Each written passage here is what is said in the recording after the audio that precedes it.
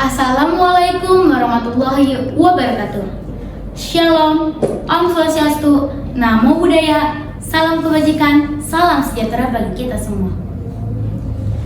Pergi ke taman memetik melati, harumnya semerbak di pagi hari.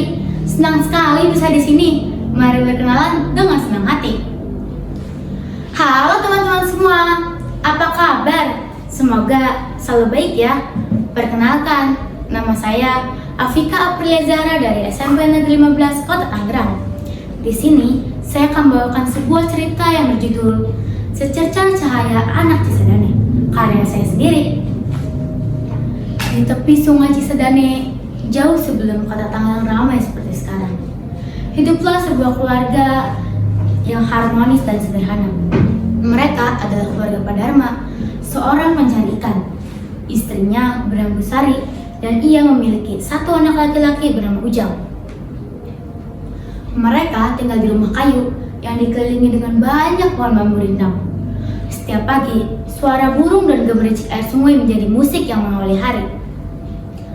Jang, bangun nak, matahari nongol tuh, panggil Bu Sari sambil menyiapkan nasi hangat dan ikan asin. Ujang mengucap mata. Iya Bu, bentar lagi, Ujang masih ngantuk. Pak Dharma tertawa kecil. Heh anak lanang, masa kalah sama ayam? Ayo bantu bapak sungai. Kali ini kita harus pasang jaring lebih jauh. Hidup mereka sederhana, tapi penuh kebahagiaan. Dia tidak hanya bergantung pada sungai, tapi juga berdampingan dengan alam. Ujang senang sekali pergi ke sungai, karena ia mempunyai sahabat unik, yaitu seekor kera kecil dan seekor burung bangau. Kera kecil itu ia namai Lutung. Lutung, sini! Panggil Ujang sambil membawakan pisang.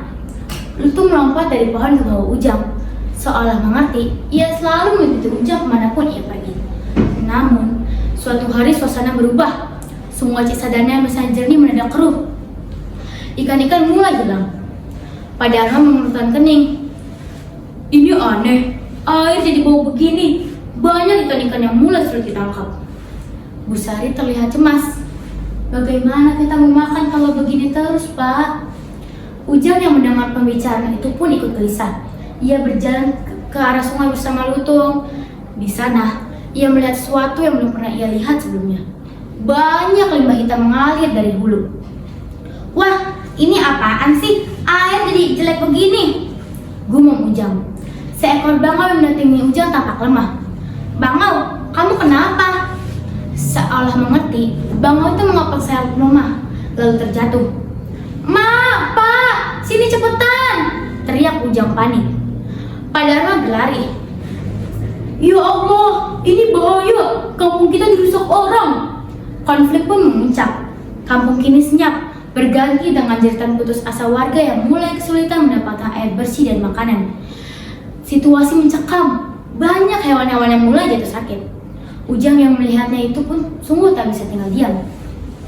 Maksud Ujang, kita harus cari tahu Pak, siapa yang bikin sungai kita jadi begini?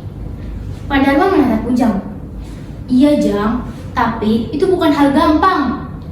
Malam itu Ujang tak bisa tidur. Ia melihat Lutung duduk di jendela.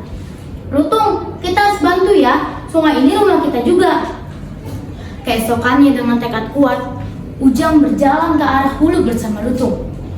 Setelah perjalanan jauh, ia menemukan tempat di mana orang-orang membuang limbah ke sungai. Ujang mengumpat lalu berbisik, "Nah, ini dia biang keroknya." Ia kembali ke kampung lalu menceritakan semuanya.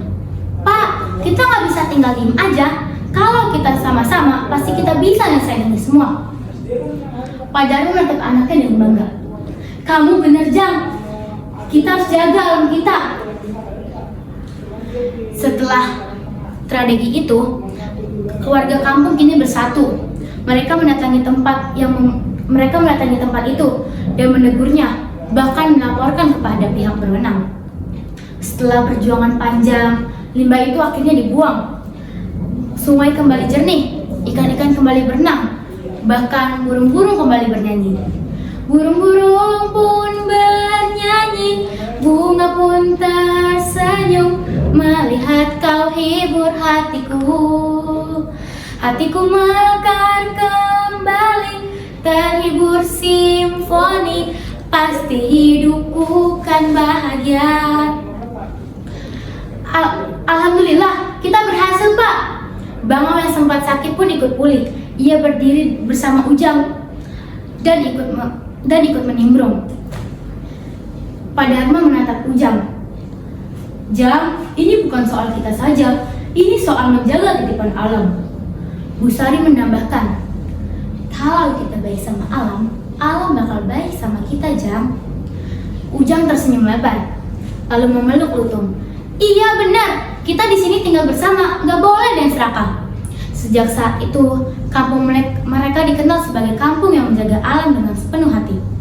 Kisah Ujang dan keluarga terus diceritakan dari generasi ke generasi. Sekian dongeng yang dapat saya sampaikan. Semoga kita mendapat pelajaran penting dari cerita ini. Biarkan imajinasi terbang tinggi, tetapi pesan tetap di hati. Satu dongeng sejuta makna bagi kita semua. Akhir kata, wassalamualaikum warahmatullahi wabarakatuh.